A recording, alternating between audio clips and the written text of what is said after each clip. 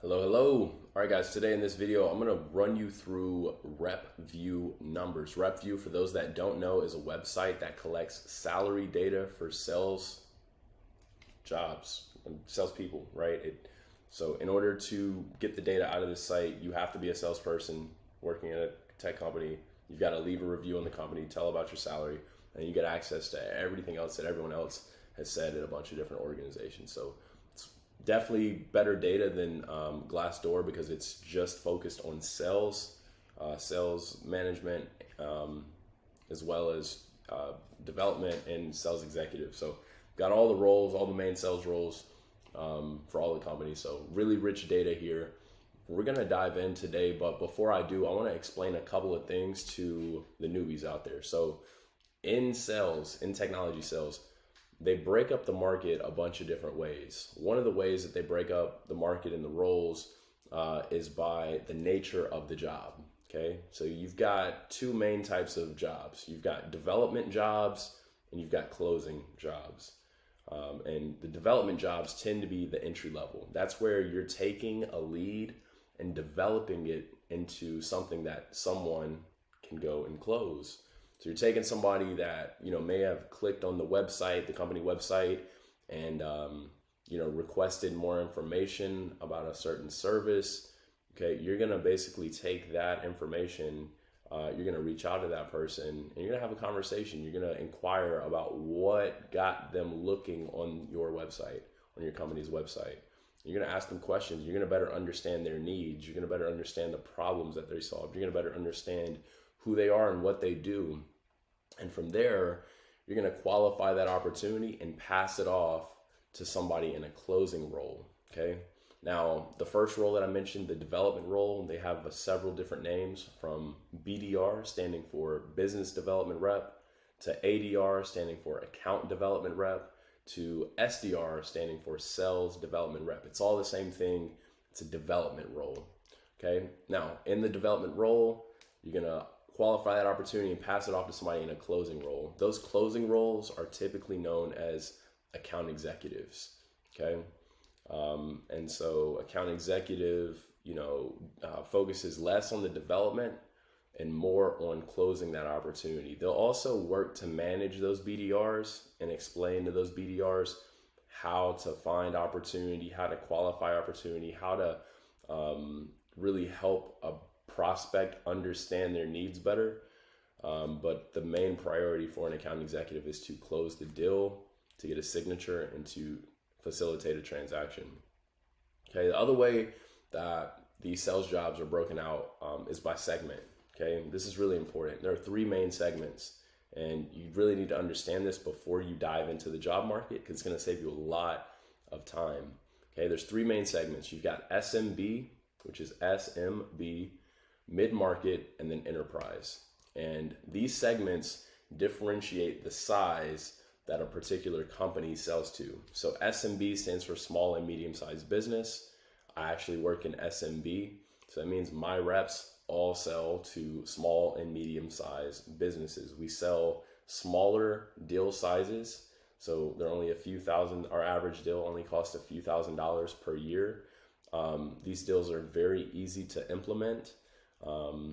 They're very quick. It's very transactional sell, and we sell a lot of volume. We do a lot of these deals in a month and in a year.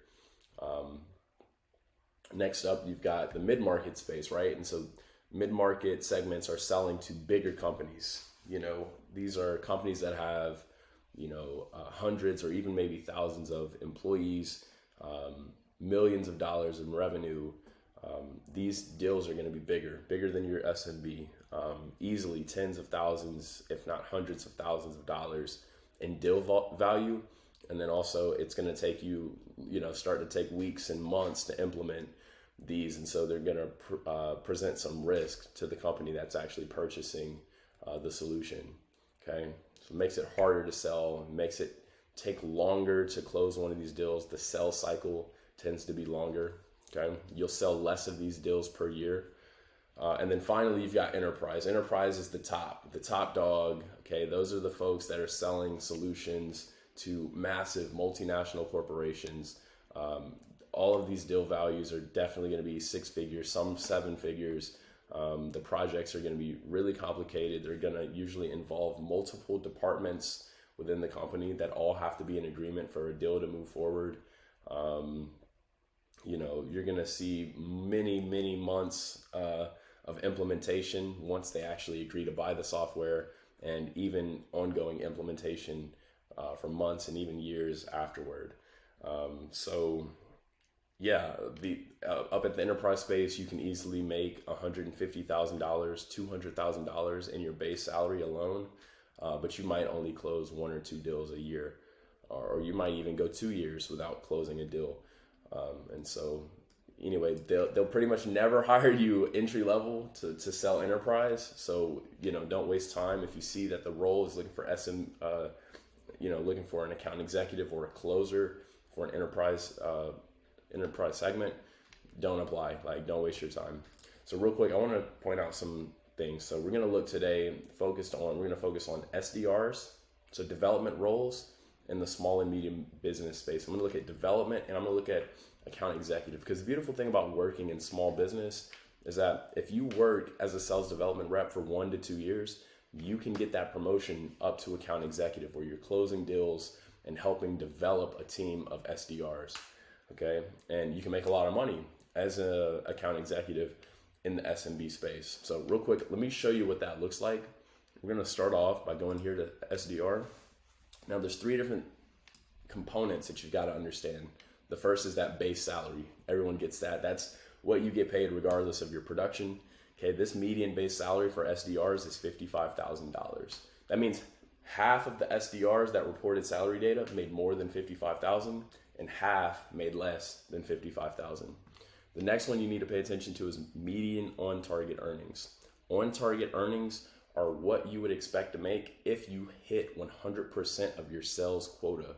So the goal that the company assigned you to sell, if you achieve that goal, that's how much money you'll make. And 50% of the people who reported had on-target earnings higher than 80, and 50% have on-target earnings lower than 80. And you can see here, top performer earning potential is right at 128K. So good money. You could come out first year and break 6 figures in this role. Now, what I'm going to do is I'm going to break down the base salary. Okay. JP Morgan, Chase, Goldman Sachs, these are both banks. Let's take them out. I don't know how they kind of slipped through the cracks and got on this website, but I want to look at the first 5 pages. So I'm going to scroll down a bit, and basically you can pause this video and go look up these companies, go learn about these companies, go see what product they sell, where they're based, how big they are, how many employees they have. Okay, so that's page 1, page 2, page 3, page 4, and page 5. All right, now I'm gonna pop back to page 1, and I wanna show you the median on target earnings. Again, median on target, don't just pay attention to that and chase the highest on target earnings, because the company can tell you that your on-target earnings are $200,000. If you hit your quota, your sales goal, you're gonna make $200,000. The question you need to ask is how many people are hitting their sales goal? Let's take a quick look at Diamante. Yeah, see, that doesn't look good, right? Of all the people that have reported data, percent that attain quota is showing up really low. Only 7% of people are hitting the number and actually making $185,000. Top performer making $276, but if we can't sell, if we can't hit the goal, if you're putting a ridiculous goal, it doesn't matter what the on target is. So, take that with a grain of salt. Cardinal Health, 160. Look, 65% of people are hitting their quota. Now, I know this is the data you're gonna really need, but at least start going and getting familiar with the names of these companies. So I'm going to go page 2, page 3, page 4, page 5. And all along the way, you can see that top performer earning potential. All right, so next thing up, all right, let's say you get into this role, right? You figure out, all right, I want to do a development job, but you're trying to figure out, all right, what company do I want to do development at? Because I know if I perform well for the next 1 to 2 years, I'm looking at a promotion, right? So what I want to show you real quick is what you can expect to make as an account executive, a closer in the SMB space. Let me click over to Small and medium-sized business account executive salaries. Median base, you can see it goes up 65K. That means half the people are making more than 65, 70, 80. Half are making less. On target earnings have gone up to 127,000. That means you've got people making 150, 160. Top earner, right? 274K. So it definitely jumps. Now I'm going to go over here. I'm going to go to page 1 and I want to show you base salaries. Now Zones LLC is ridiculously high at 300K. I think it's an outlier. We kind of need to remove it from the data. I don't know anything about that company. If you want to look it up, look it up. But you can see there's a bunch of companies here. 140K base salary. And that's the median, right? Okay. 120, 112, 110. Like I know somebody that works at that company, Domo Talk. So I'm going to flip through the next 5. Okay.